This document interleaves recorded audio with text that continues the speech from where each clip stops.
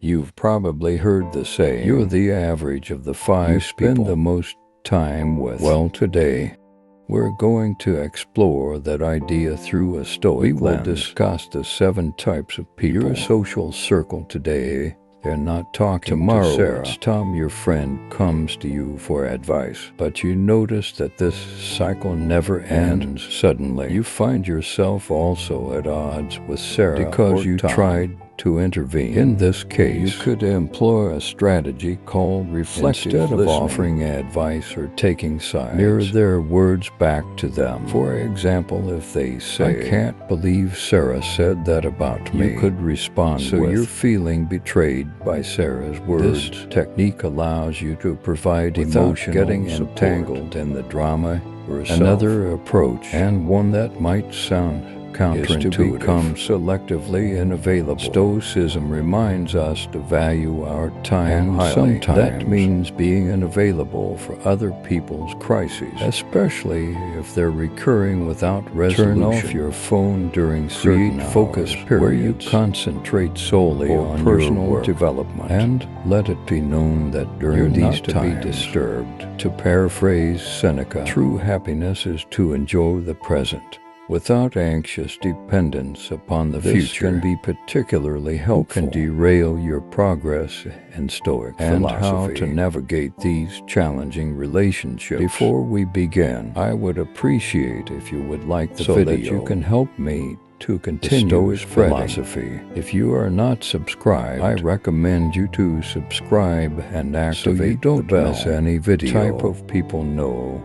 The complainer. We all have that friend, family member, or co-worker who seems to find fault whether it's the weather, their job, or even the food at a popular restaurant. They never miss an opportunity to express their dissatisfaction. Now you might wonder, why should this concern me? I can just ignore them. Well, that's easier said than done. Consistent exposure to such negativity on your mental well-being. It's akin to a leaky faucet, slowly depleting your reservoir of emotional energy. Stoicism teaches us to focus on actionable instead of dwelling on problems. For example, imagine you're collaborating on a project with a perpetual complainer. Each meeting turns into an exhausting session of complaints without any constructive dialogue. The impact the team's morale declines. You're sidetracked from finding actionable solutions. And you will likely find increasingly disenchanted and possibly even life in general. So how does Stoicism help us deal with a complainer? There are several strategies you can employ. First, limit your exposure to this individual whenever you can. If that's not possible, perhaps because they're a family member or colleague, your second option is to mentally during their diatribes. Think of their complaints as a passing storm and unsettling, but ultimately powerless against the unmovable that is your own inner tranquility. Your third option is to steer the conversation towards or to change the subject to something more constructive. To quote Marcus Aurelius, you have power over your mind, not outside events. Realize this, and you will find strength. This timeless Stoic wisdom encourages us to guard diligently, our mental peace, ensuring that the negativity from chronic complainers doesn't deviate us from our path of resilience and virtue. Type of people know, too, the drama magnet. Imagine you're navigating your life as if it were a ship, calm waters, but then you encounter the known as the drama magnet. This individual seems to have an unending series of crises, conflicts, or controversies, and like a whirlpool, they have an unsettling ability to suck their vortex of chaos. You might initially find attracted to the drama magnet's energy, mistaking it for passion or excitement. However, you'll soon realize it's like navigating a ship through a storm, exhausting and dangerous. Now, what makes dealing with drama magnets so is that their crises can often feel like your own. Their chaos is infectious. You might even find yourself in conflicts that you had no initial part in. Let's take a practical example. You have a friend who has frequent fallouts with others dealing with drama magnets. Instead of anxiously wondering what crisis will happen next, concentrate on the present where you have control. Enjoy your life and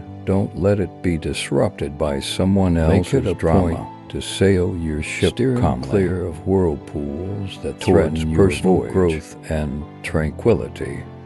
Type of people know the naysayer. Picture this: you're an artist painting a canvas.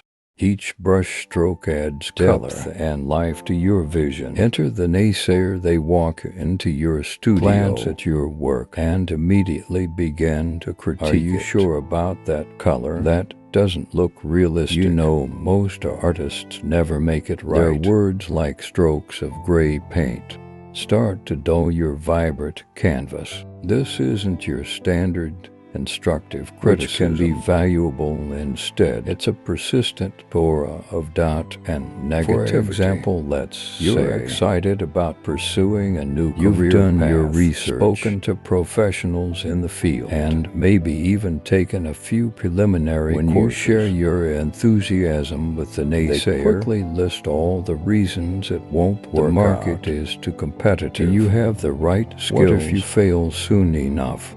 Their doubts start to feel like self-assured vision. You'd start to wobble. How do you deal with a naysayer, especially when they might be someone close to you? Unconventional but effective method is to ask them for advice. Just sharing your plans or aspirations. When people are put in an advisory role, they're less likely to attack your ideas outright and may offer more constructive feedback. Another method involves flipping the technique called positive confrontation. Instead of absorbing their negativity, challenge them to think of solutions. If they say, "You'll never be able to switch careers at this stage," with interesting perspective. How do you think someone could successfully make a career? This not only deflects the negativity, but also encourages a more constructive form of conversation. Remember the words of the Stoic philosopher Epictetus: "We have 2 ears and 1 mouth, so that we can listen twice as much as we speak." Listening doesn't mean absorbing everyone's negativity. It means discerning valuable input from mere noise. When the naysayers start with their shades of doubt, take a step back, listen, reflect, and continue painting your own life with the colors that speak to you. Don't let anyone turn your vibrant masterpiece gray into a dull type of people. Know the victim. Imagine life as a game of chess. Each player has the same pieces to checkmate the opponent's king.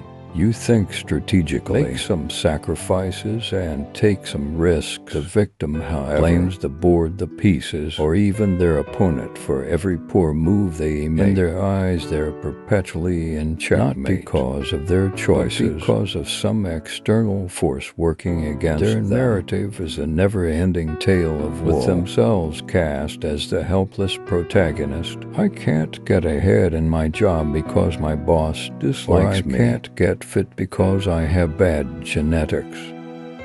Now, it's crucial that some people face genuine hardship, systemic issues. However, the victim we're discussing uses their predicament as a permanent excuse, refusing to take any responsibility for their actions or lack thereof. You might find yourself entangled in their story, perhaps as the supporting character who constantly needs to rescue them. Let's say you've spent countless hours listening, blame their endless string of failed relationships entirely on their ex-partners. Not only does this suck up your time, it can also subtly encourage you to adopt a similar victim mindset in your own life. So what's your move when dealing with a victim? It might be tempting to become their savior, offering endless advice and emotional support. They'd recommend drawing a firm boundary. To protect your own mental state, you could employ a technique known as detachment. Show empathy and kindness. Don't try to rescue them from situations. They need to navigate themselves. offer a listening ear, refrain from becoming their problem solver. Marcus Aurelius once said, "The best revenge is to be unlike him who performed the injustice." If you find yourself sucked into the victim's narrative, the urge to become one yourself. Take control of your own game, make your moves, and remember, in the chess game of life, being perpetually in checkmate is often not a fate. Keep your pieces moving forward. Make strategic sacrifices when necessary. And play not for revenge but for growth and wisdom.